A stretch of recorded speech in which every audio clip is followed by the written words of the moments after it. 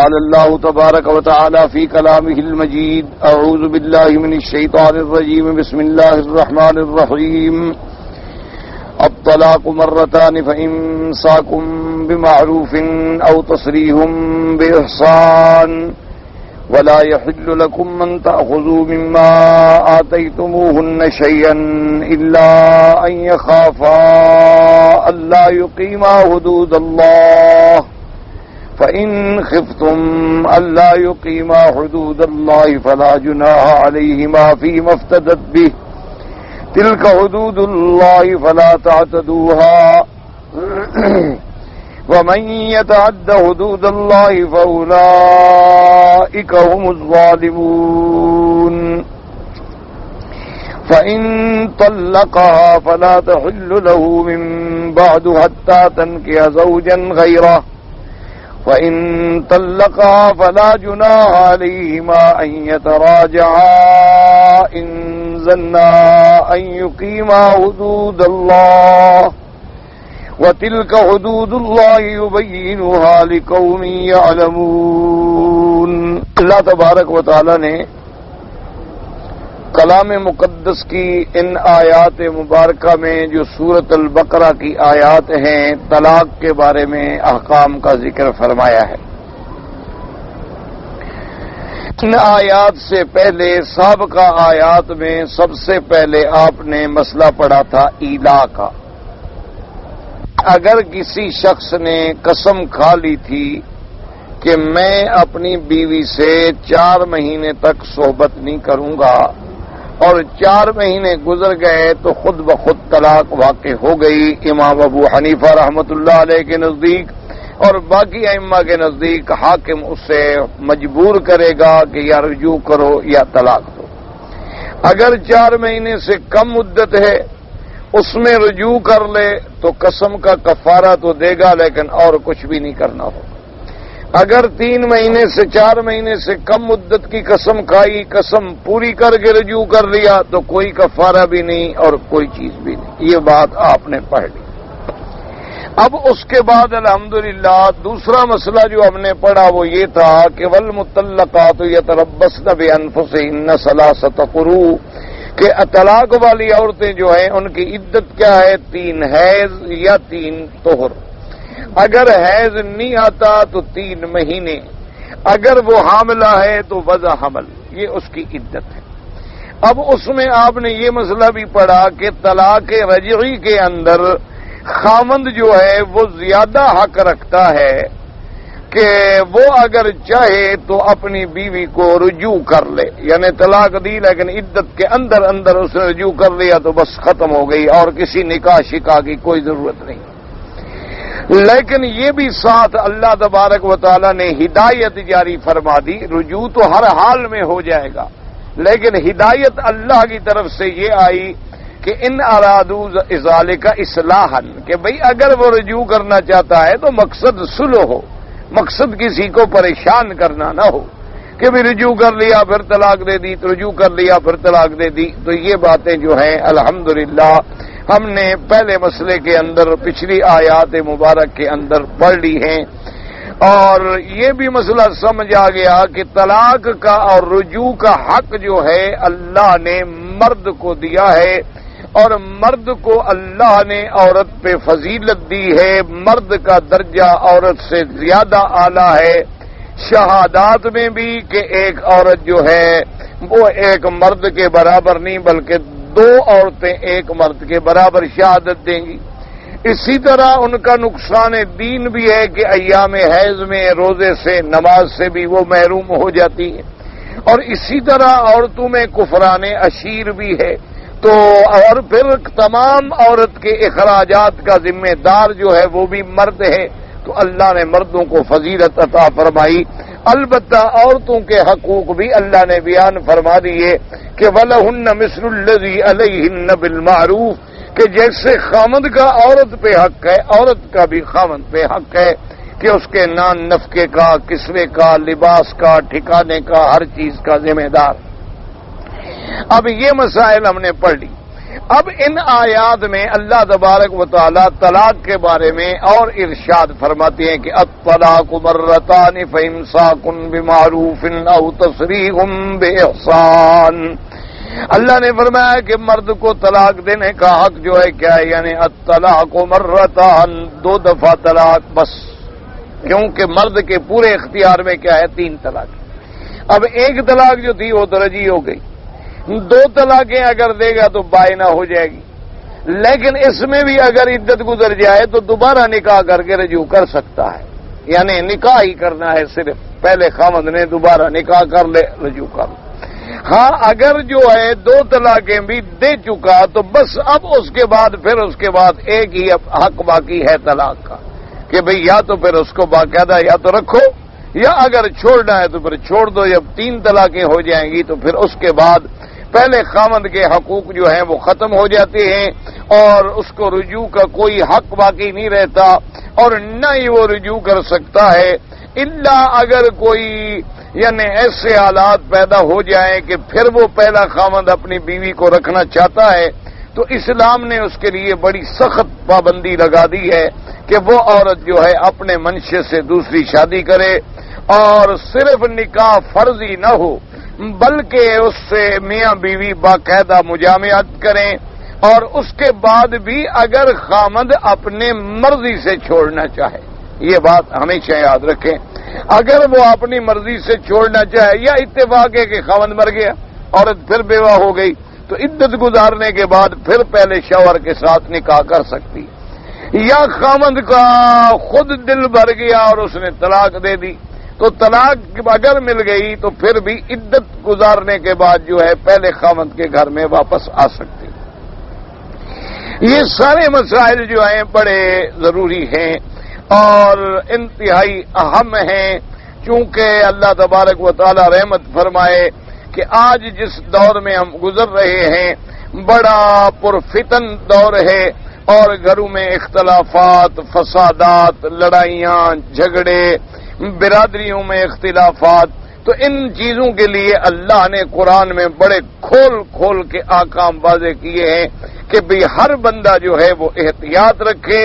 اگر خدا نہ کرے گھر میں کوئی جھگڑا ہو جائے، اختلاف ہو جائے تو بیوی کو مار سکتا ہے، گھر میں رکھتے ہوئے بیوی کے ساتھ علیحدہ بھی رہ سکتا ہے اور اس کے ساتھ بے رخی بھی اختیار کر سکتا ہے، اسے ڈانٹ بھی سکتا ہے، لیکن یہ طلاق کا لفظ جو ہے زبان پہ نہ لائے، چونکہ یہ طلاق جو ہے بڑی اہم چیز ہے. اور پھر یہ اتنا سخت مسئلہ ہے کہ حضور پاک نے فرمایا صلی اللہ علیہ وسلم نے کہ ابغض الحلال عند اللہ الطلاق، کہ اللہ کو سب سے ناپسند چیز جو ہے وہ طلاق، یعنی یہ مبغوض چیز ہے اللہ کے ہاں کہ آدمی کوئی کسی عورت کو طلاق دے. اب یہ احکامات اتنے جامع، معنی، کامل، مکمل ہیں کہ آج پوری دنیا جو ہے نا جی وہ انصاف کے ساتھ اسی بات کی طرف لوٹ رہی ہے کہ بھئی جو اسلام نے احکام رکھے ہیں اس جیسا کوئی جامع احکام نہیں مل سکتا. اس کی وجہ یہ ہے کہ اسلام جو ہے دین اسلام، اس میں رحمت ہے بندوں کے لیے. اب دیکھیں نا کہ سب سے پہلے اللہ کی صفتیں کیا ہیں؟ الرحمن الرحیم.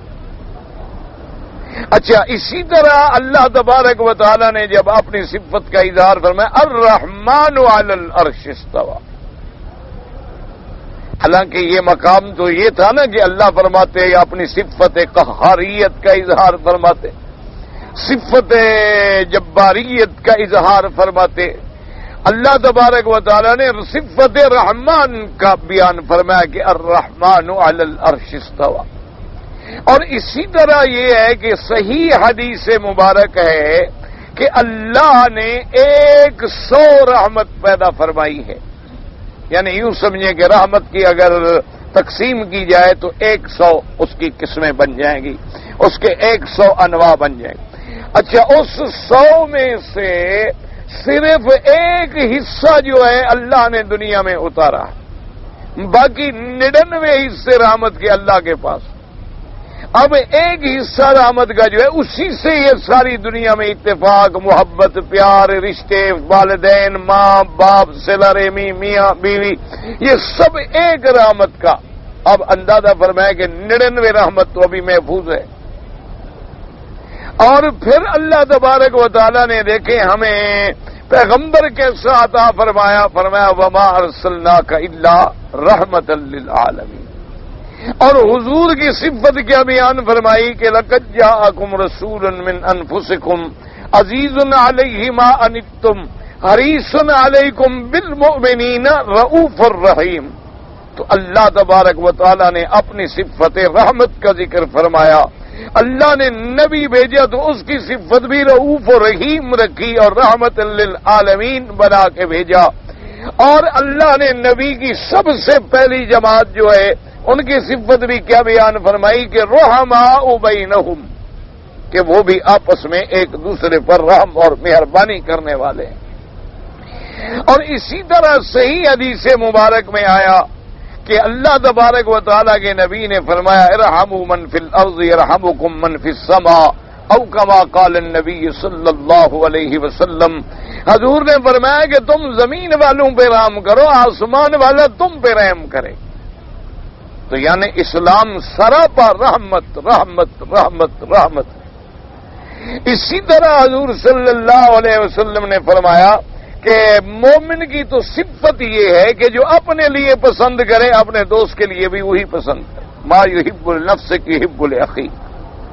تو جب اتنا سراپا رحمت دین ہے، سراپا رحمت اسلام ہے، اور دین اسلام دین رحمت ہے، یعنی جس میں رحمت ہی رحمت ہے، تو اس نے عورتوں پر بھی رحمت کی، اس نے انسانوں پر بھی رحمت کی، اس نے مردوں پر بھی رحمت کی، اس نے جانوروں کے بھی حقوق بتلا دیے، اس نے راستے کے بھی حقوق بتلا دیے، اس نے ضعیفوں کے بھی حقوق بتلائے، یتیموں کے بھی حقوق بتلائے، اور سب سے زیادہ زور جو ہے حضور پاک صلی اللہ علیہ وسلم نے فرمایا یا ایھا الناس فاتقوا اللہ فی النساء، اے لوگو خبردار عورتوں کے بارے میں خبردار، کیونکہ اللہ نے ایک عورت کو تیرے لیے اتنی تابع فرما دیا ہے کہ عورت کہیں کسی ملک کی ہے، مرد کسی ملک کا ہے، صرف ایک ایجاب و قبول کے ایک کلمے نے تمہیں اس کا مالک بنا دیا ہے،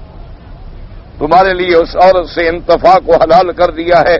تو جب اللہ نے ایک کلمے کے لیے تمہیں ایک عورت کا مالک بنایا ہے تو تم بھی اس پہ رحم کرو اور تم بھی اس کے حقوق کا پورا پورا خیال رکھو۔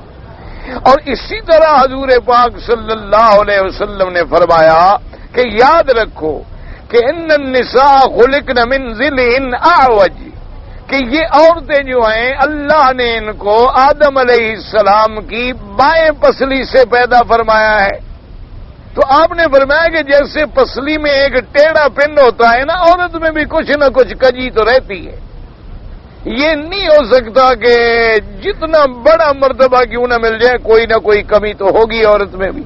تو آپ نے فرمایا اس کو برداشت کرو، اس کو حلم و حوصلے کے ساتھ برداشت کرو، اتنی سختی بھی نہ کرو کہ وہ ٹوٹ جائے، اور اتنی ڈھیلے بھی نہ بن جاؤ کہ عورت بالکل آزاد ہو کے شتر بے مہار ہو جائے اور اس کے بعد تیرے قابو میں بھی نہ رہے۔ تو اسلام نے پورے پورے حقوق عطا فرما دیے۔ اچھا، اب جیسے اسلام نے نکاح کا حق دیا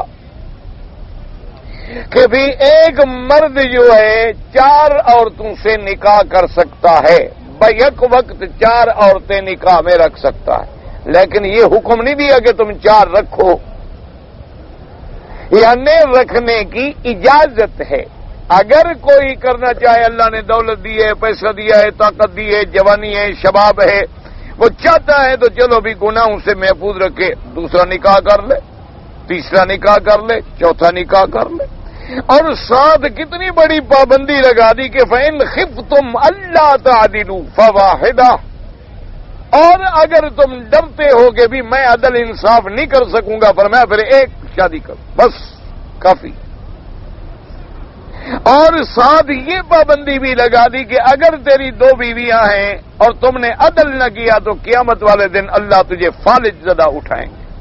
تاکہ لوگوں کو پتہ لگے میشر میں کہ یہ وہ شخص ہے کہ جس نے اپنی بیوی سے بھی عدل نہیں کیا تو کسی غیر سے کیا عدل کرے گا. اتنی پابندی بھی لگا دی. اچھا، اب اس کے بعد نکاح اور طلاق جو ہے، نکاح کے اندر رضامندی کا حق اللہ نے دونوں کو عطا فرما دیا. کیوں؟ اگر خاوند راضی نہ ہو تب بھی نکاح نہیں ہوگا، اگر بیوی راضی نہ ہو تب بھی نکاح. ایجاب قبول کا تو معنی یہی ہوتا ہے نا کہ دونوں اپنی رضامندی کا اظہار کریں. اگر دو میں سے ایک راضی نہیں ہے تو نکاح نہیں ہو سکتا. اچھا، عورت کے لیے حکم دیا کہ اپنے ولی کے ساتھ، ولی کی اجازت کے ساتھ، ولی کی معیت میں ولی کی اجازت کے ساتھ نکاح کرے. لیکن عورت سے اجازت لینا تو ولی کو بھی ضروری ہے نا. یہ نہیں ہے کہ وہ بغیر، ہاں اگر کوئی بچی نابالغ تھی ولی نے نکاح کر دیا ہو جائے گا، لیکن اگر عورت بالغ ہے تو اس کے اولیاء کو بھی اللہ نے حکم دیا کہ لڑکی کی رضامندی حاصل کرو کہ کیا وہ لڑکی اس نکاح پہ راضی ہے. پھر اسلام نے دیکھو کتنی بڑا حق دیا ہے کہ غیر محرم عورت پہ نظر ڈالنا حرام. لیکن اسلام کہتا ہے اگر تم شادی کرنا چاہتے ہو، رشتہ کرنا چاہتے ہو، کسی جگہ تم نے خطبہ کیا ہے تو تمہیں حق ہے کہ ایک نظر تم اپنی ہونے والی بیوی کو دیکھ سکتے ہو، اور وہ عورت بھی ایک نظر اپنے ہونے والے شوہر کو دیکھ سکتی ہے تاکہ بعد کے اندر کسی قسم کا تنافر پیدا نہ ہو. اسلام نے کتنی بڑی رعایت کی کہ بھی سب سے پہلی بات یہ ہے کہ دونوں میں کفو بھی ہو. کیا مانا؟ دونوں مسلمان ہوں، دونوں آزاد ہوں. کیا مانا؟ بھی دونوں برابر کے معاشرے میں ہوں تاکہ کل کو تعلقات جو ہیں ان کو زیادہ سے زیادہ قائم رکھا جائے. اسلام نے یہ بھی حکم دیا کہ نکاح کرو تو عورت کو مہر ادا کرو. مہر ادا نہیں کرو گے تو حقوق العباد ہے وہ قیامت تک تیرے ذمہ رہے گی. اور بعض احمد فرماتے ہیں جب تک مہر ادا نہ کرے خاوند کو بیوی سے ملنے کا حق بھی نہیں. اچھا، اسی طرح سے اللہ تبارک و تعالیٰ نے کتنی یعنی آپ کو رعایات دی ہے، احکامات کے کتنی تفاصیل بیان فرما دی ہے کہ مرد کو تو 4 عورتوں سے نکاح کرنے کا حق دیا، لیکن عورت کو 4 مردوں سے شادی کرنے کا حق نہیں دیا. اس لیے بعض جو ہیں اللہ تبارک و تعالیٰ معاف فرمائے، بعض بے دین لوگ جو ہیں یا اعداء اسلام جو ہیں، یہودی اور نصرانی جو ہیں، وہ ایک اعتراض لوگوں کے دماغ کو خراب کرنے کے لیے یہ بھی کرتے ہیں، دیکھو جی یہ کیسا انصاف ہے کہ مرد تو 4 عورتیں کر رہے لیکن عورت 4 خاوند کیوں نہ کرے. تو حالانکہ اس میں عورت کی عزت کو ملحوظ رکھا گیا. اگر ایک عورت کے 4 خاوند ہوں، وہ کہے میرے پاس آؤ، وہ کہے میرے پاس آؤ، تو عورت کیا کرے؟ ذرا ٹھنڈے دل سے سوچیں کہ بھی عورت ہے ایک، خاوند ہیں 4. اب 4 خاوندوں کا مطالبہ ہے کہ آج رات تم نے میرے گھر میں گزارنی ہے، تو عورت کس کے گھر میں جائے؟ ایک کے گھر میں جائے تو 3 کی تو نافرمان بنے نا. اچھا، اور اس کے بعد یہ ہے کہ 4 میں عداوت شروع ہو گئی. اس نے کہا تم اس کے پاس گئی، میرے پاس کیوں نہیں آئی؟ اچھا، اس کے علاوہ اب حمل ٹھہر گیا تو یہ نطفہ کس کا ہے؟ اس کا فیصلہ کون کرے گا؟ پھر بلڈ ملاتے رہیں، شکلیں ملاتے رہیں.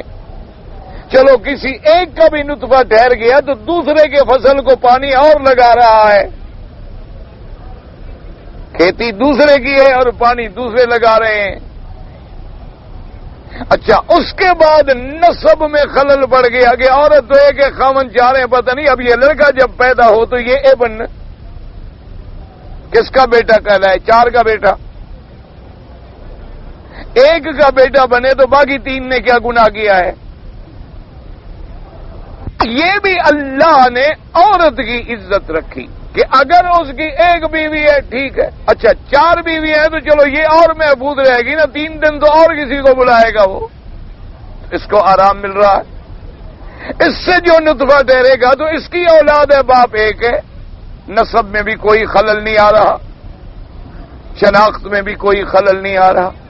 اچھا، اب اسلام نے پھر طلاق کا بھی ایک حق رکھا کیوں؟ اگر طلاق نہ ہوتی خدا نہ خواستہ تو اب آپ دیکھ لیں کہ بعض یورپ کے ملکوں میں اتنی مشکلات ہیں کہ خامن طلاق نہیں دے سکتا. اب طلاق بھی نہیں دے سکتا اور آپس میں محبت بھی نہیں ہے. بیوی اپنے گھر ہے، خاوند اپنے گھر ہے، اس کی بیوی طلاق نہیں، طلاق دے تو اس کے لیے اتنے مصائب ہیں، مشکلات ہیں کہ وہ ان سے نکل نہیں سکتا. اگر خدا نہ کرے کسی نے شادی کی، میاں بیوی کی موافقت نہ ہو سکی اور طلاق اسلام میں نہ ہوتی تو کیا کریں؟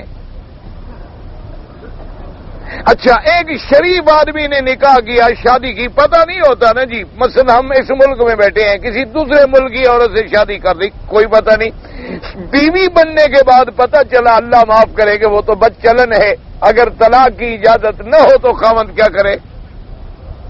بیوی اس کی بن گئی، اس کے گھر میں آ گئی، اب اس کو پتہ چلا کہ یہ تو انتہائی بد چلن عورت ہے، یہ تو بد کردار ہے. ہم طلاق کی گنجائش نہ رکھتا تو یہ مرد ساری زندگی دیوس بن کے گزارا کرتا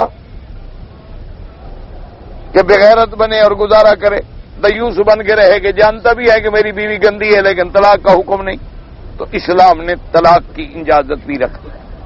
اچھا، فرض محال بعض اوقات دونوں کی شادی ہو گئی، لڑکی بھی ٹھیک ہے، لڑکا بھی ٹھیک ہے، لیکن دونوں کے دل میں نفرت ہے، ایک دوسرے سے منہ نہیں ملتا، بنتی نہیں طبیعت، اللہ کے ہاتھ میں.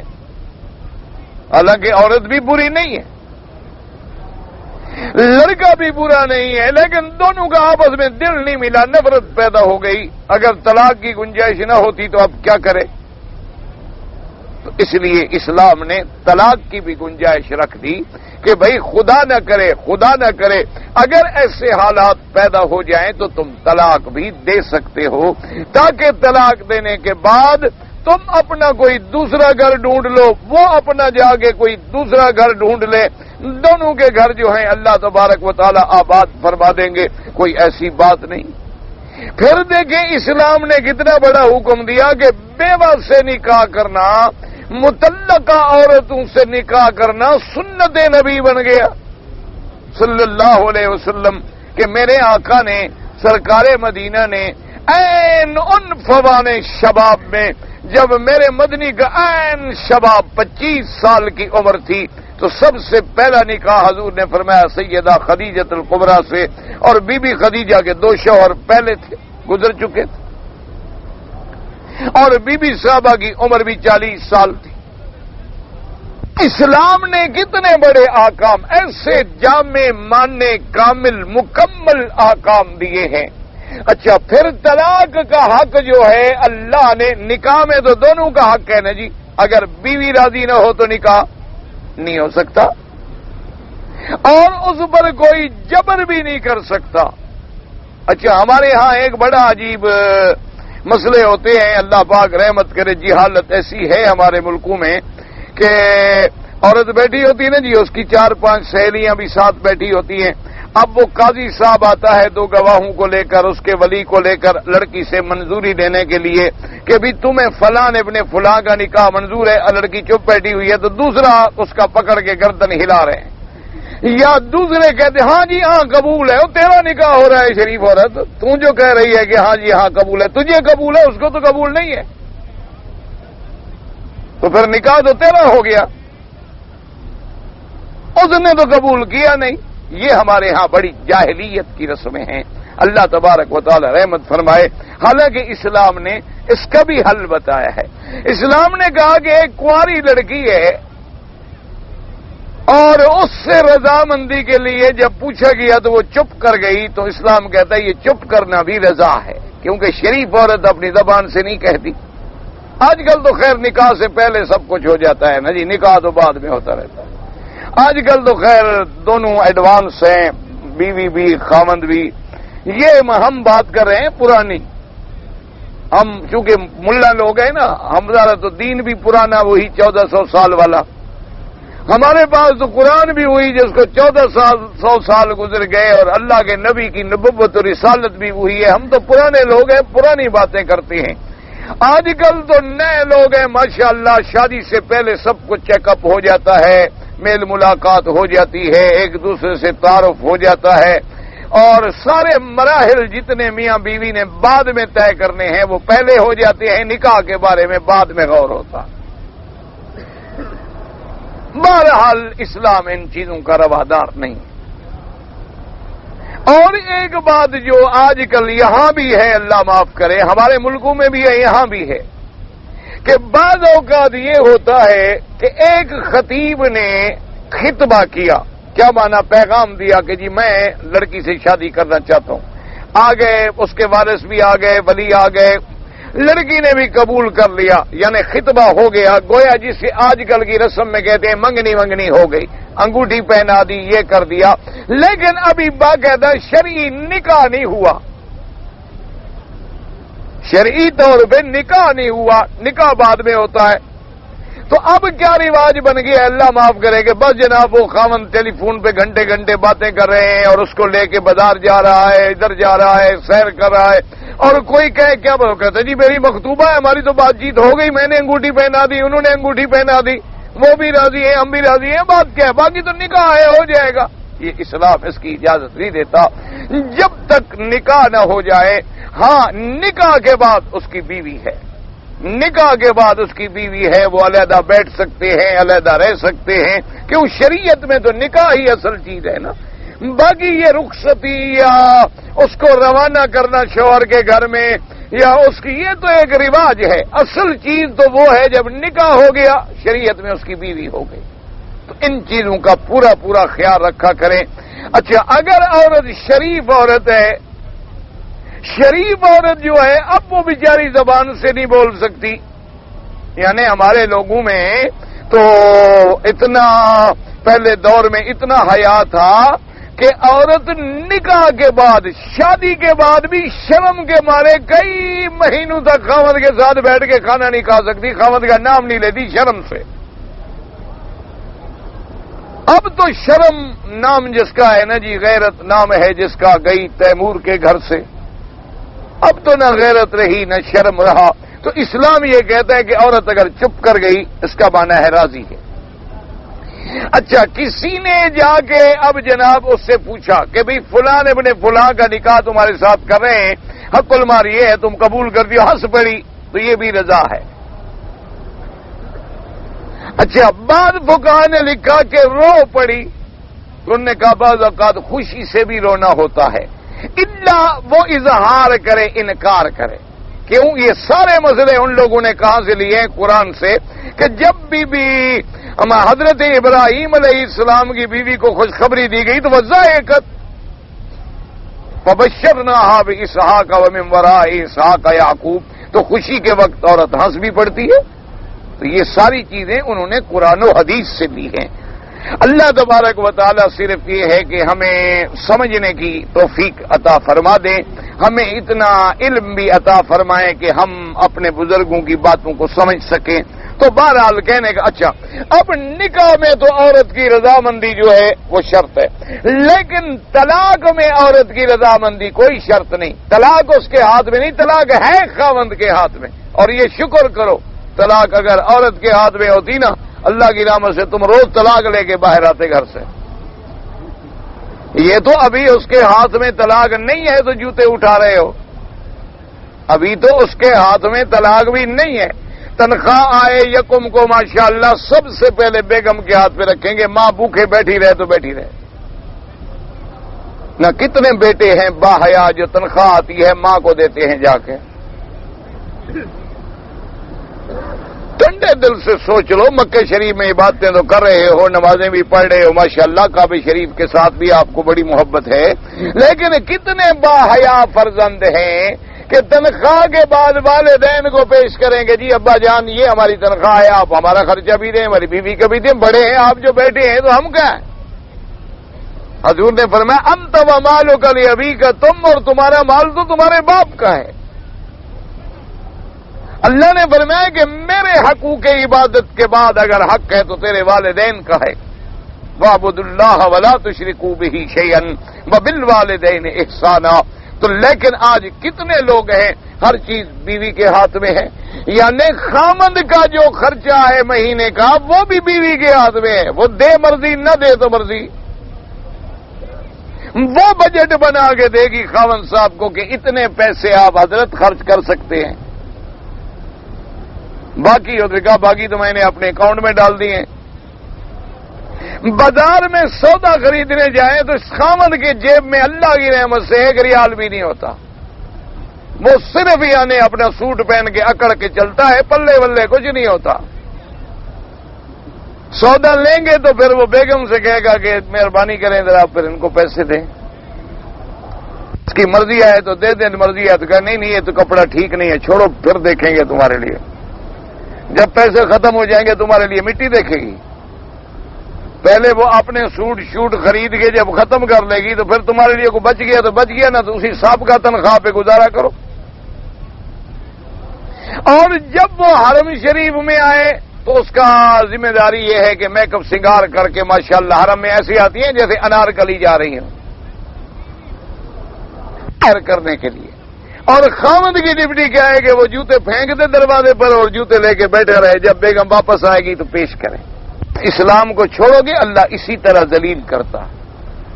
جن لوگوں نے ایک خدا کا سجدہ چھوڑا ہے نا وہ 1000 قبروں پہ سجدے کر رہے ہیں، ایک اللہ کی توحید چھوڑی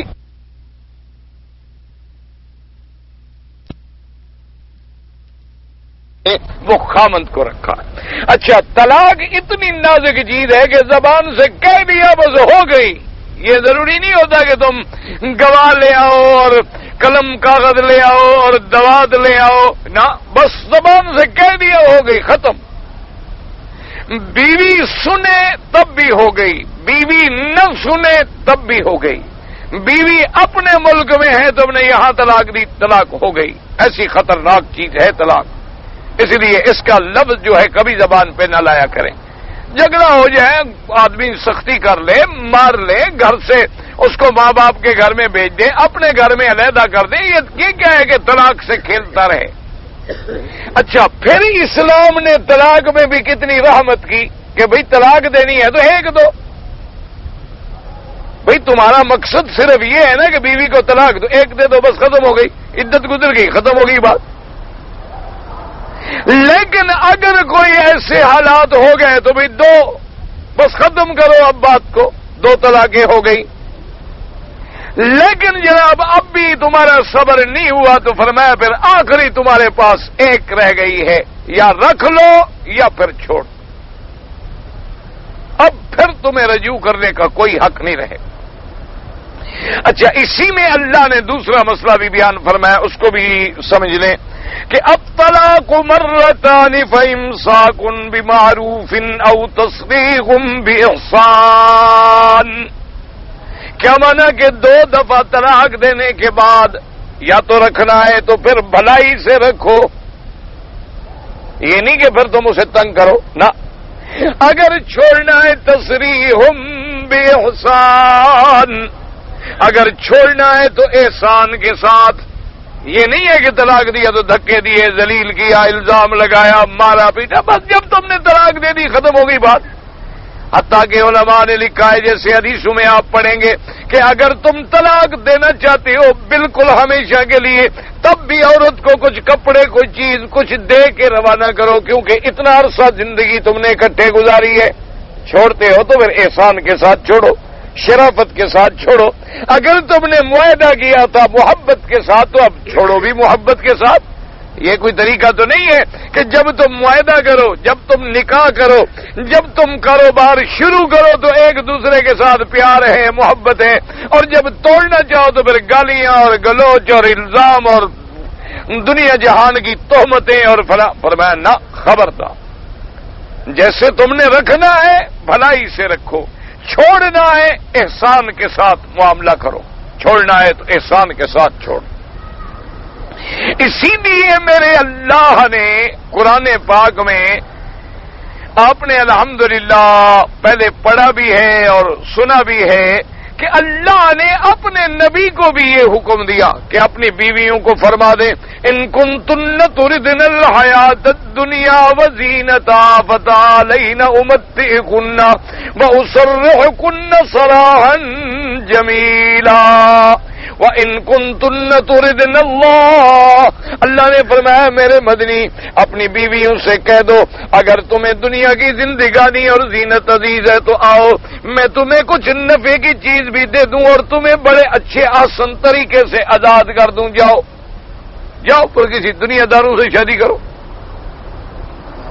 اور اگر تم اللہ کو اللہ کے رسول کو اور آخرت کو پسند کرتی ہو تو پھر دنیا میں تو تکلیفیں گزارنی ہوں گی لیکن آگے تمہارے لیے بہت بڑا ثواب ہے پھر تمہیں برداشت کرنا ہوگا جب اللہ کے نبی گھر میں کوئی چیز ہوگی تو تمہیں دیں گے اگر اللہ کے نبی میں فقر و فاقہ ہے تو تمہیں بھی فقر و فاقے سے برداشت کرنا ہوگا تو وہاں بھی اللہ نے اختیار دیا کہ بھئی اگر چھوڑنا بھی ہے اور تم جاننا بھی چاہتی ہو تو پھر آؤ عزت کے ساتھ میں تمہیں چھوڑ دوں یہاں بھی اللہ نے فرمایا امساکن بمعروف یا تو رکھنا ہے تو پھر بھلائی کے ساتھ رکھو او تسریحم باحسان اور اگر چھوڑنا ہے تو پھر احسان کے ساتھ چھوڑو بس اب اگلا مسئلہ لا یحل لکم ان تأخذوا مما آتیتموہن شیئا إلا أن يخافا ألا يقيما حدود الله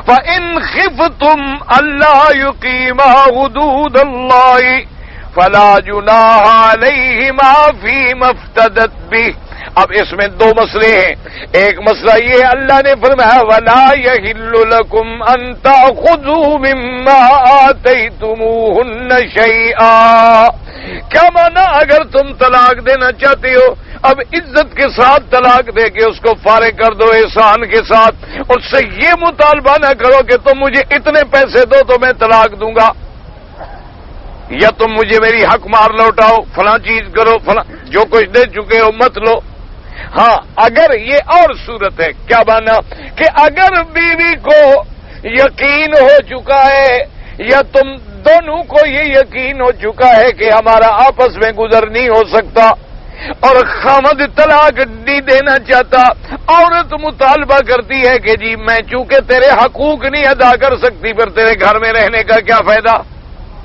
کیوں عورت سمجھتی ہے کہ بھی میں اپنے خامد کا حکم پورا نہیں کر سکتی میرے دل میں نفرت ہے وہ بلاتا ہے میں اس کی تعمیل نہیں کرتی وہ مجھے محبت کرتا ہے میں محبت سے جواب نہیں دے سکتی عورت اگر ڈرتی ہے کہ اللہ کے حدود میں پورے نہیں کر سکتی اللہ نے جو میرے ذمے حقوق رکھے ہیں فرائض رکھے ہیں میں ادا نہیں کر سکتی اب اگر وہ خامن سے خود مطالبہ کرے کہ تم مجھے طلاق دو اللہ نے فرمایا اب تم پر کوئی گناہ نہیں فلا جناح تم پہ کوئی گناہ نہیں کہ اگر تم نے جو کچھ اس کو دیا تھا وہ واپس لے لو کیوں اب مطالبہ طلاق کا عورت کی طرف سے ہے خاوند کی طرف سے یعنی خاوند طلاق دینا چاہے تو اس سے کچھ نہ لے سمجھ آ رہی ہے بات کہ نہیں خاوند اگر طلاق دینا چاہے ایک دے دو دے تین دے تو یہ نہ کرے کہ بھئی مجھے تو اتنی پیسے دے تب میں تجھے 3 طلاقیں دے کے پکا فارغ کروں گا اگر تم مجھے پیسے نہیں دو گی میں 1 طلاق دوں گا جب رجوع کا وقت آئے گا تمہیں پھر لوٹا لوں گا پھر میں تمہیں تنگ کروں گا نہ یہ تو حق نہیں ہے چھوڑتا ہے احسان کے ساتھ چھوڑ دے اب اگر عورت مطالبہ کرتی ہے وہ کہتی ہے کہ جی میں حقوق ادا نہیں کر سکتی کیوں عورت کے لیے لازم ہے کہ خاوند کے حقوق ادا کرے اور خاوند کے ہر حکم کی اطاعت کرے خاوند کے حکم کا قطعا انکار نہ کرے حتیٰ کہ علماء نے فقہا نے اتنا تک لکھا ہے کہ بھئی اگر کوئی عورت تنور پہ بیٹھے ہوئے روٹیاں لگا رہی تھی اور خاوند نے بلایا تو ان کو چھوڑ دے پہلے خاوند کے حکم کی تعمیل کرے اور روٹی جل جائے تو کچھ نہیں ہوگا خاوند کہیں جہنم میں نہ جل جائے کیونکہ اس کے خاوند جذبات ہیں بیوی نے پورے نہیں کیے نعوذ باللہ باہر نکل کے کسی غیر کو دیکھے گا وہ کسی جہنم کی آگ میں گر جائے گا اب عورت کہتی ہے جی کہ میں حقوق نہیں ادا کر سکتی میرے دل میں نفرت ہے اس کو کہتے ہیں شریعت میں خلا خلا کیا ہے ایک قسم کی طلاق ہے لیکن مطالبہ عورت کرتی ہے کہ جی خاوند کو کہ مجھے طلاق دو، میں تمہارے ساتھ نہیں رہ سکتی۔ اب خاوند کے لیے یہ جائز ہے وہ کہے کہ جی میں نے جو کچھ تمہیں دیا تھا مجھے واپس کرو، اور اگر واپس کر لے کوئی حرج نہیں، کوئی حرام نہیں، کوئی گناہ نہیں، کوئی عیب نہیں۔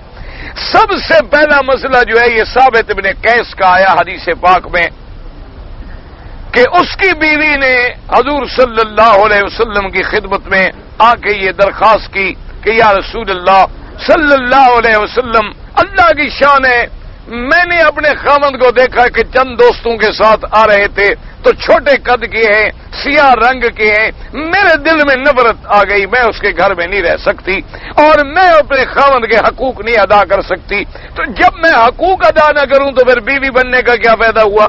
صرف بیوی نام کے لیے تو نہیں ہوتی کہ بیوی جو ہے بس جناب میری شادی ہے، بیوی اگر حقوق ادا نہیں کر رہی تو بیوی کیا ہے؟ پھر وہ تو جہنم ہے۔ بیوی اس لیے تو نہیں ہوتی نا کہ تمہارے گھر میں جھاڑو لگا دے، تمہارے کپڑے استری کر دے اور تمہارا کھانا پکا دے، یہ ڈیوٹی تو نہیں ہے بیوی کا۔ اصل تو اس کے حقوق ہیں جو خاوند کے حقوق ادا کرے تاکہ خاوند گناہوں سے بچے، زنا سے بچے، برائی سے بچے، گندی عورتوں کی صحبت سے بچ جائے۔ تو حضور نے فرمایا کہ کوئی انہیں کہا حضور میرا بالکل گزارا نہیں ہو سکتا، تو آپ نے فرمایا کہ اچھا ثابت نے جو تمہیں دیا تھا تم اس کو واپس لوٹا دو گی؟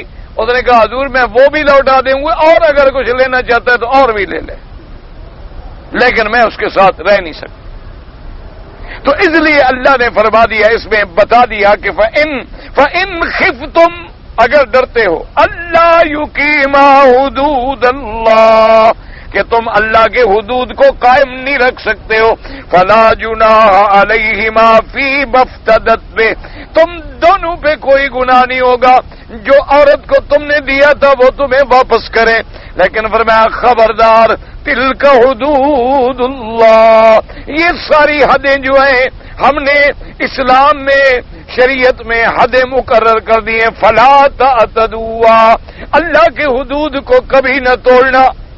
کیا مانا؟ مثلاً ایک عورت ہے، اللہ معاف کرے،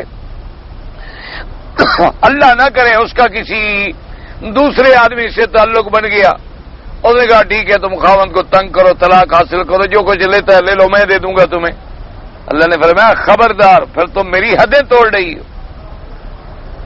وہ تو ایک اتفاق ہے کہ میاں بیوی کی بنتی نہیں، اتفاق ہے دلوں میں نفرت آ گئی، ہوتا ہے نا، دیکھیں جی آپ کو کسی بندے سے دوستی ہوتی ہے، آپ کا دل کرتا ہے مجھے روزانہ ملے، اچھا بعض آدمی سے قدرتی طور پہ دل نہیں لگتا، وہ سامنے بھی آئے آدمی کہہ رہے یار چھوڑے، آدمی آ گیا چپ کرو، اب اس کے سامنے کوئی بات نہ کرو، قدرتی بات ہے، اللہ دلوں کو ملاتے بھی ہیں، دلوں کے اندر نفرت بھی ڈال دیتی۔ اور حتیٰ کہ یہ بھی آتا ہے کہ عالم ارواح میں جب اللہ نے ارواح پیدا کیے تھے تو جن ارواح میں اللہ نے وہاں معانست کر دی وہ دنیا میں بھی آ کر معانست ہو جاتی ہے، اور اگر وہاں بھی تنافر ہو گیا تو وہ دنیا میں بھی آ کر تنافر ہو جاتا ہے۔ ہاں اس لیے اللہ نے فرمایا پھر تو تم پہ کوئی گناہ نہیں، لیکن یہ نہ ہو کہ تم بدکاری کرو، دوسرے لوگوں سے تعلقات پیدا کرو اور اس سے کہو کہ تم اتنے پیسے دے دو تاکہ میں خاوند سے طلاق لے کے پھر تمہارے گھر میں آ جاؤں، تو یہ اللہ کی حدود توڑ رہے ہیں۔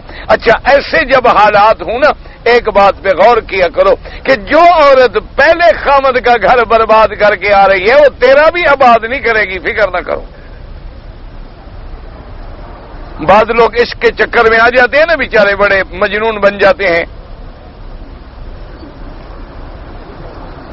بھائی اگر ایک عورت نے اپنے ماں باپ کی عزت کا خیال نہیں کیا، اپنی اولاد کو چھوڑ دیا، تیرے عشق میں بڑی مبتلا ہو گئی ہے، تو تم بھی انتظار کرو، انشاءاللہ تمہیں چھوڑ کے بھی تیسرا اس کے پاس اور ہوگا، انشاءاللہ سٹپنی موجود ہوگی، کیونکہ یہ ٹائر پنچر ہو جائے تو اس نے ٹائر تو پھر بدلنا ہے نا، تو اس لیے اس نے ایک اور سٹپنی بھی رکھی ہوئی ہوتی ہے، فکر نہ کرو، عورت کا بڑے سارے انتظامات ہوتے ہیں پورے پورے۔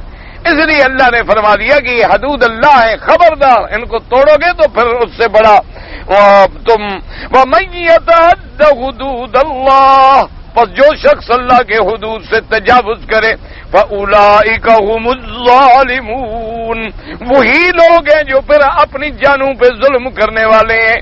کیوں؟ اللہ تو کسی کو عذاب نہیں دیتے، پھر عذاب ہوا تو تم نے اپنے اوپر خود ظلم کیا۔ بس اب آخری مسئلہ آ گیا تیسری طلاق والا. فَإِن طَلَّقَهَا فَلَا تَحِلُّ لَهُ مِن بَعْدُ حَتَّى تَنكِحَ زَوْجًا غَيْرَهُ. اللہ نے فرمایا کہ اگر مرد نے تیسری طلاق بھی دے دی، اب مرد کے لیے یہ عورت حلال نہیں ہوگی حتی تنکح زوجا غیرہ، جب تک کہ کسی دوسرے خاوند کے ساتھ وہ نکاح نہ کرے، اور پھر فقط نکاح نہیں بلکہ اس کے ساتھ جماع بھی کرے. فَإِن طَلَّقَهَا فَلَا جُنَاحَ عَلَيْهِمَا أَن يَتَرَاجَعَا إِن ظَنَّا أَن يُقِيمَا حُدُودَ اللَّهِ. اب اگر سمجھے مسئلہ، ایک آدمی نے 3 طلاقیں دے دی عورت کو، 3 طلاقیں دینے کے بعد اب دونوں کو خیال آ گیا، ہوش آ گیا کہ نہیں جی میرا تو گھر برباد ہو گیا ہے، میں تو بھئی میری تو وہی بیوی اچھی تھی، میں اس کو پھر لانا چاہتا ہوں. اس طرح فرماتا ہے خبر، ہم نے جو تمہیں 1 طلاق کا حق دیا تھا تم نے کیوں تجاوز کیا؟ ہم نے تمہیں 2 طلاقوں کا بھی حق دیا تھا، تو پھر خامخواہ تم تیسری طلاق تک جا پہنچے ہو. اور اگر تم نے 3 طلاقیں دے کے ہمیشہ کے لیے اس عورت کو اپنے سے علیحدہ کر دیا ہے، تو اب اسلام کہتا ہے کہ اس کے ساتھ پھر نہیں لوٹ سکتی جب تک اور شادی نہ کر. اچھا، اس کو بھی کافروں نے بڑا اچھالا، یہودیوں نے، نصارہ نے اور دشمنان اسلام نے. انہوں نے کہا جی عجیب بات ہے، 3 طلاقیں تو مرد نے دی ہیں نا، طلاق دینے کا حق ہے مرد کو، 3 طلاقیں دینے والا تو مرد ہے، لیکن سزا عورت کو مل رہی ہے کہ اب عورت اور شادی کرے، اور آدمی کے گھر میں جائے، اس کے ساتھ لیٹے پھر لوٹے، تو سزا تو عورت کو ہو رہی ہے. تو یہ اسلام پر الزام ہے. اسلام کا منشا یہ ہے کہ جس آدمی نے 3 طلاقیں دے دی ہیں تم اس کے گھر میں پھر کیوں جانا چاہتی ہو؟ اسلام کہتا ہے خبردار مت جاؤ، کیونکہ مومن جو ہے لا یلدغ من جوہر واحد مرتین. حضور نے فرمایا کہ جو ایمان والا ہے وہ ایک بل سے 2 دفعہ نہیں ڈسا جاتا. یعنی ایک غار میں تم نے ہاتھ ڈالا تو تمہیں بچھو نے ڈنگ مار دیا، یہ عقل ہے کہ تم پھر وہی ہاتھ دو؟ ایک آدمی کو تم نے تجربے کے لیے پیسے دیے تھے کہ جی کاروبار کرو، وہ کھا گیا، اب دوبارہ کیا تجربہ کرنا چاہتے ہو؟ المجرب لا یجرب. ایک تجربہ کر چکے ہو تو پھر اور تجربہ کرنا چاہتے ہو، پہلے تو واپس کرے. تو اسلام کہتا ہے کہ جب اس نے 3 طلاقیں دے دی ہیں تو ختم کرو، اب اس آدمی کے گھر میں مت جاؤ. اگر جانا چاہتی ہے تو عورت خود راضی ہو رہی ہے نا کہ جی میں پہلے شوہر کے پاس جانا چاہتی ہوں، تو تم خود راضی ہو رہی ہو. اسلام تو تمہیں نہیں کہتا کہ جاؤ. اچھا، خود راضی ہو رہی ہو پھر بھی اسلام بچانا چاہتا ہے. اسلام کہتا ہے کہ نہیں اور شادی کر، کیونکہ جب اور شادی کرے گی ہو سکتا ہے اس شوہر کے ساتھ دل لگ جائے، جان چھوٹے، پہلے کے پاس کیوں واپس جائے.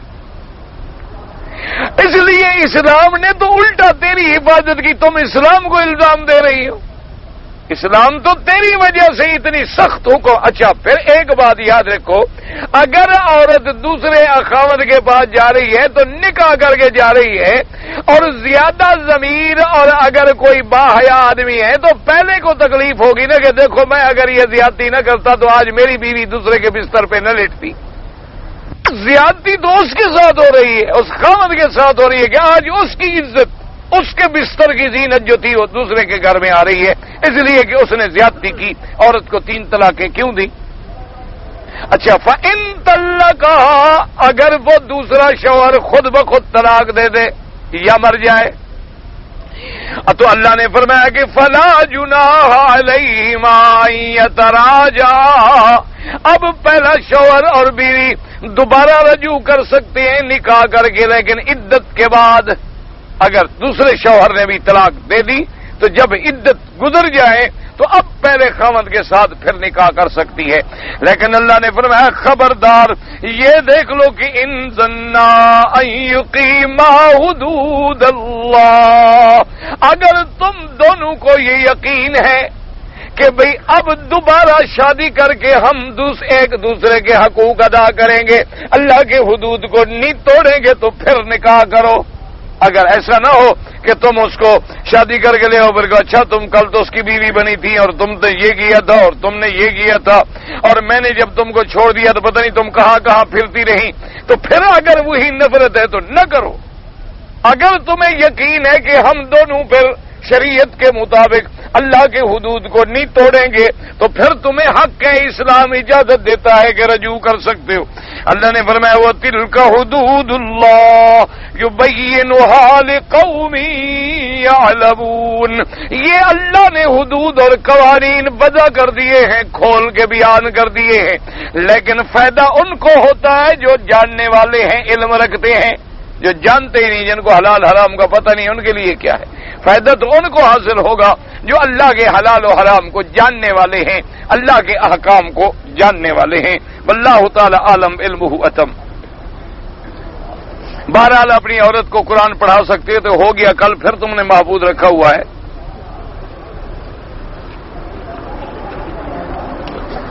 کہتے ہیں جی کہ اگر کسی انسان کو احتلام ہو گیا تو وہ غسل کر لے اور کپڑا جتنی جگہ پہ داغ ہے وہ دھو لے، بس سارے کپڑے کو دھونے کی کوئی ضرورت نہیں ہے، بلکہ بعض فقہا کے نزدیک تو مطلق بھی نہ دھوئے، اس کو صاف کر دے تب بھی ہو سکتا ہے۔ یعنی بعض فقہا کرام کے نزدیک اور ان کے نزدیک یہ ہے کہ اگر کپڑے کو منی لگ گئی، مادہ منویہ لگ گیا تو وہ کہتے ہیں دھونے کی بھی کوئی ضرورت نہیں، کھرچ ڈالے صاف کر دے۔ اصل وجہ کیا ہے؟ یہ مسئلہ سب کے نزدیک ایسے ہے، لیکن امام ابو حنیفہ رحمۃ اللہ علیہ غسل پہ کیوں زور دیتے ہیں کہ پہلے دور میں لوگ گناہ نہیں کرتے تھے۔ سمجھو مسئلہ، پہلا دور جو تھا نا جی صحابہ کا، خیر القرون، تابعین، تبع تابعین، اچھا بلکہ وہ تو خیر کا زمانہ تھا۔ آج سے 100 سال پہلے، 50 سال پہلے تم اپنے ماں باپ سے پوچھ لو، یعنی آج سے تمہارے والدین کی جو بچپن گزرا ہے، اس زمانے میں یہ زنا شنا یہ تو تصور بھی نہیں تھا، نہ گندی فلمیں، نہ گندے رسالے، نہ بکواس، نہ قصے، نہ کہانیاں۔ تو جب آدمی مرد پاک صاف ہو تو منی اتنی گاڑی ہوتی ہے کہ وہ لگے گی یوں کرو تو دور جا پڑے گی، اور جب وہ گناہوں میں مبتلا ہو جائے، آج تو 5 سال کا بچہ پیدا ہوتا ہے تو پہلے دن سے ماشاءاللہ مشدنی شروع کر دیتا ہے، 6 سال کا ہوتا ہے تو VCR پہ بیٹھ کے بلیو پرنٹ دیکھتا ہے۔ تو ایسے لوگوں کا تو منی اور پانی میں فرق ہی نہیں ہوتا، وہ تو اندر گھس جاتی ہے، ایک ایک رگ کپڑے کے تاروں میں لگ جاتی ہے، صاف اڑ سکتی نہیں، صاف ہو نہیں سکتی۔ اس وجہ سے احناف نے اس کا غسل ضروری رکھا کہ بھی حالات ایسے ہو گئے ہیں کہ پہلے دور میں جو صحیح یہی وجہ ہے نا جی، آج کئی دیکھو نا شادیاں ہوتی ہیں بچہ نہیں ہوتا، مادہ منویہ پانی بن چکا ہے تو بچہ مٹی ہوگا۔ اور جناب آج تو 30 سال کے جو جوان ہیں نا تمہارے، یہ بوڑھے ہیں، یہ 100 سال سے بھی بہڑے ہیں بیچارے، یہ شام کو بیوی کے پاؤں پہ ہاتھ رکھ کے رات گزارتے ہیں۔ ان کی جوانی ہم دیکھتے ہیں، ان کے چہرے بتا دیتے ہیں نا کہ جوان کا کیا حال ہے۔ اس کے اندر یعنی وہ ماں باپ کا اثر، خون والا دودھ والا باقی نہیں نا، چہرے پہ کبھی نور ہو نہیں سکتا، بے رونق چہرہ، پھیکا، مردہ معلوم ہوگا، ابھی قبر سے نکل کے آیا ہے بیچارہ۔ سارا نتیجہ ہوتا ہے، سمجھ لو کہ یا مشدنی کا مریض ہے، یا یہ جلک کا مریض ہے، یا اغلام کا مریض ہے، یا بدفعلی لڑکوں سے کرتا ہے بدبخت، یا اپنے بدن کو خود عذاب میں ڈالے ہوئے ہے، کبھی اس کے چہرے پہ رونق نہیں ہو۔ اور جس بچے نے بچپن سے کبھی گناہ نہ کیا ہو، اس نے کبھی کوئی حرکت نہ کی ہو اپنے بدن سے، یقین رکھو 80 سال کی عمر کو بھی ہو جائے 4 عورتوں کو مطمئن کر سکتا ہے، اسے کسی دوا کی ضرورت نہیں پڑتی۔ اللہ نے ایسے نہیں 4 بیویوں کی اجازت دے دی، مرد کو طاقت نہیں دی تو اجازت کیوں دے دی؟ لیکن آج مرد ہے ہی نہیں، میں نے جو 5 سال سے فلم دیکھنی شروع کرے گا وہ بھی مرد ہے، وہ تو ختم ہو گیا بیچارہ، عذاب میں آ گیا، لعنت میں آ گیا، مبتلا ہو گیا۔ اللہ تبارک و تعالی معاف کر دے۔ بہرحال پھر اتنی دھونا ضروری ہے، سارے کپڑے کی کوئی ضرورت نہیں۔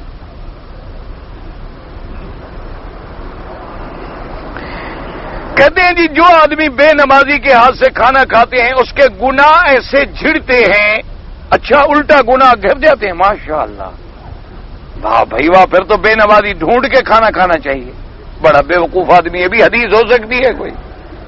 اور بے نمازی کے ہاتھ کا کھانا تو علماء فقہا کہتے ہیں کھاؤ نہیں، وہ تو کافر ہے۔ احمد بن حنبل رحمۃ اللہ علیہ کے نزدیک بے نمازی تو کافر ہے، اس لیے یہ کیسے ہے کہ الٹا بے نمازی کے ہاتھ سے کھانا کھاؤ تو تمہارے گناہ جھڑ جائیں گے؟ یہ عجیب بات ہے، الٹی حدیث تم نے پتہ نہیں کہاں سے ڈھونڈ نکالی ہے۔ اگر کوئی آدمی سونے سے پہلے تہجد کی نماز پڑھ لے، ہاں بالکل اس کو بھی تہجد کا ثواب ملتا ہے، لیکن افضل وقت جو ہے وہ آخری رات کا حصہ ہے۔ اگر میں نے کسی مسجد میں سیمنٹ سریا اور چیزیں خرید کے دی تھیں، الحمدللہ مسجد بن گئی تو سامان جو ہے بچ گیا، ہاں دوسری مسجد میں لگا سکتے اور کسی چیز میں نہیں لگا سکتے۔ میں نے عمرے کا احرام باندھا تھا، ابھی میں نے طواف نہیں کیا تھا کہ فرض نماز کھڑی ہو گئی، تو میں نے کپڑا سر پہ ڈال کے نماز پڑھ لی، کچھ بھی نہیں ہوتا، لیکن ڈالنے کی ضرورت نہیں تھی۔ سر پہ کپڑا احرام کی حالت میں ڈالنا نماز میں ضروری نہیں۔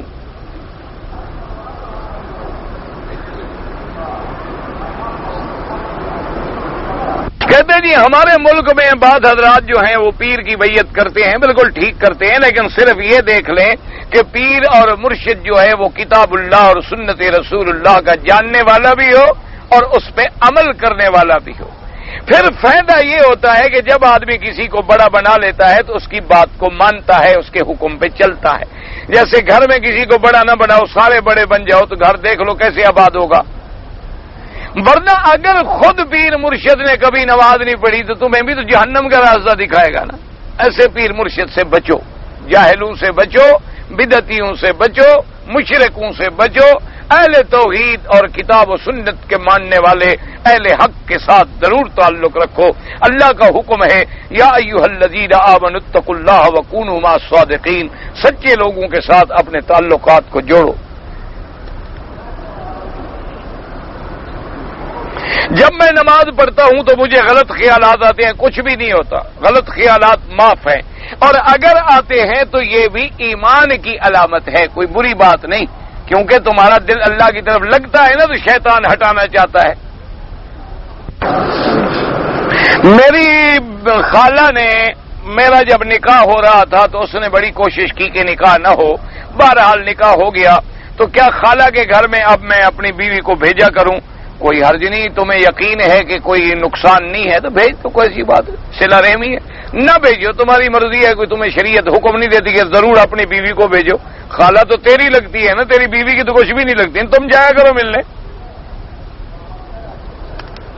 اگر بیوی کی خالہ ہے وہ بیوی چاہے تو ملنے دو، ورنہ کوئی ضروری نہیں۔ میرے پاس کچھ لوگ آئے تھے جماعت اسلامی کے، انہوں نے کہا کہ ہمارے گھر میں نے بپسی پیش کی تو انہوں نے کہا یہ حرام ہے، پھر میں نے جیلی پیش کی تو انہوں نے کہا یہ حرام ہے، تو قصور ان کا ہے، یعنی تمہارا قصور نہیں۔ یعنی جو بتا رہے ہیں بیچارے بھی ان چیزوں میں کچھ نہ کچھ ہے، وہ تو تمہیں بچا رہے ہیں، الٹا برے بھی وہ بن گئے غریب۔ وہ بھی بپسی میں بعض لوگ کہتے ہیں پیپسین ہوتی ہے، پیپسین جو ہے وہ حرام ہے، تو اس لیے شبہ تو پڑ گیا نا حلت و حرمت کا، وہ تو تمہیں الٹا بچانا چاہتے ہیں کہ تم مشتبہ چیزوں میں نہ پڑو، تم ناراض بھی ان پہ ہوگے جماعت اسلامی والے آگے مجھے خراب کرتے ہیں۔ اور جیلی جو ہے اس میں بھی بعض جو ہے انزائم آتے ہیں خنزیر کے، یاد رکھو، جیسے یہ جبنے ہیں، یہ چیز ہے، یہ جیلی ہیں، یہ تمہارے بسکٹس ہیں، ان میں کئی ایسی قسمیں ہیں جن میں خنزیر کی چربی آتی ہے، خنزیر کے میدے کے انزائم آتے ہیں، باقاعدہ کمپنیوں نے لکھا ہے کہ ہم ڈالتے ہیں، وہ تمہیں بچا رہے ہیں، تمہارا غصہ بھی ان پہ ہے۔ کہتے ہیں جی جمعرات کو جا کے دربار میں دیا جلاتا ہے، یعنی ہفتہ پیر کے ساتھ غصہ ہے، ہفتہ تو اندھیرے میں رہے، ہاں جی، ایک دن جو جا کے جلاتا ہے، مقصد ہے کہتے ہیں 8 دن تو حضرت پڑے رہو، میں تو جمعرات آؤں گا دیا جلانے تمہارے پاس۔ واہ بھائی واہ، بدعت ہے حضرت، کوئی دیا جلانے کی ضرورت نہیں ہے۔ اگر اللہ کے ہاں ان کا مرتبہ ہے تو ان کی قبر باغ جنت ہے، اور مرتبہ نہیں ہے تو تیرے اوپر کے دیے کوئی فائدہ نہیں دیتے۔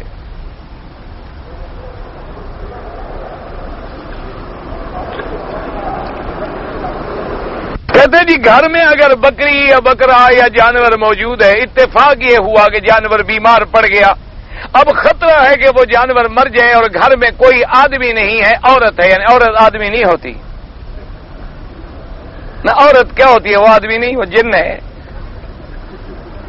عورت اگر اس کو ذبح کر دے تو اس کا کھانا حلال ہے، عورت تو تمہیں ذبح کر چکی ہے، تو جانور تو معمولی بات ہے، اور کوئی فرق نہیں پڑتا۔ اللہ کے بندے، عورت ذبح کرے مرد ذبح کرے کوئی فرق نہیں پڑتا۔ یہ سمجھتے ہیں عورت ذبح کرے تو حلال نہیں ہوگا جانور، کیوں؟ عورت کافر ہے۔ اللہ کے بندے کوئی بھی ذبح کرے، عورت ہے مرد ہے، بسم اللہ اللہ اکبر، ٹھیک ہے، مقصد تو یہ ہے کہ اس کی رگیں کٹ جائیں، کوئی بھی کر دے۔ احرام حج کے دوران مزدلفہ میں 3-4 بال میرے بدن سے نکل گئے، کوئی جرمانہ نہیں، کوئی دم شم نہیں۔ بھتیجی سے نکاح نہیں۔ پتہ جی کہ نکاح کے وقت اگر آدمی کے گلے میں یا ہاتھ میں کوئی سونے کی انگوٹھی ہو تو کہتے ہیں نکاح نہیں ہوتا، کیوں؟ ویسے سونا پہننا مرد کو حرام ہے، لیکن نکاح ہونا علیحدہ بات ہے۔ سونے کا استعمال کرنا جو ہے وہ حرام ہے۔ اچھا سگریٹ جیب میں ہو پھر تو ہو جاتا ہے نکاح؟ نہ سگریٹ کی ڈبی جیب میں ہو، ہاں وہ تو نکاح پکا ہو جائے گا نا، آگ لگے گی تو پکے گا نا، آگ کے بغیر کھانا پکتا ہے؟ ہمارے گاؤں میں ایک مولوی صاحب ہے، پکا دیوبندی ہے، لیکن بغیر داڑھی والوں کو اذان نہیں دینے دیتا، تو اچھا کرتا ہے نا، حضور نے منع فرمایا ہے کہ بغیر داڑھی والے اذان بھی نہ دیں، امام بھی نہ بنے، وہ اچھا کرتا ہے۔